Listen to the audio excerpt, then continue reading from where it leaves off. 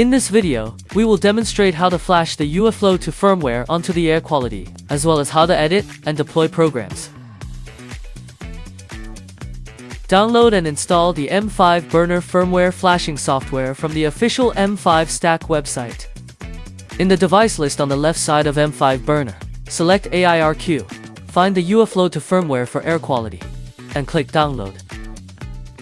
Hold the boot button on the Stamps 3 or the GO button on the air quality, then plug in the USB Type-C cable.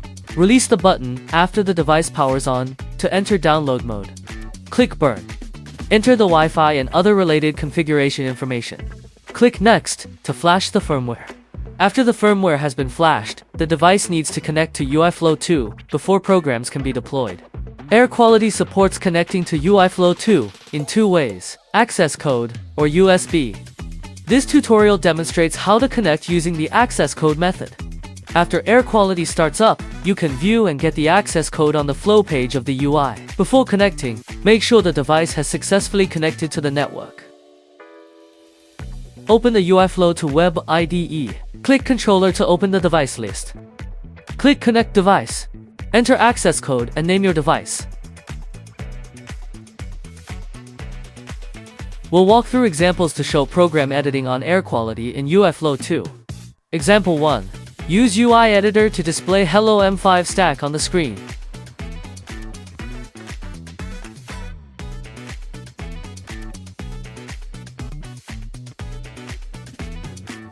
Click Run once for temporary test. Example 2. Button. Use the button blockly to display the button state when the button is pressed.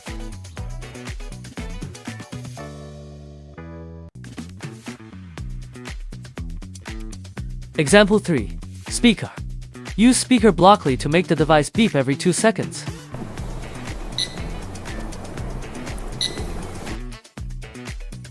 Example 4.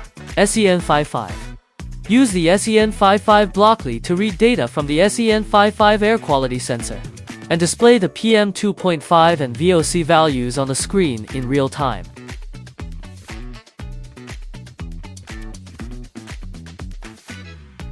Example 5. SCD40. Use the SCD40 blockly to read data from the SCD40 sensor and display the CO2 concentration, temperature, and humidity on the screen in real time.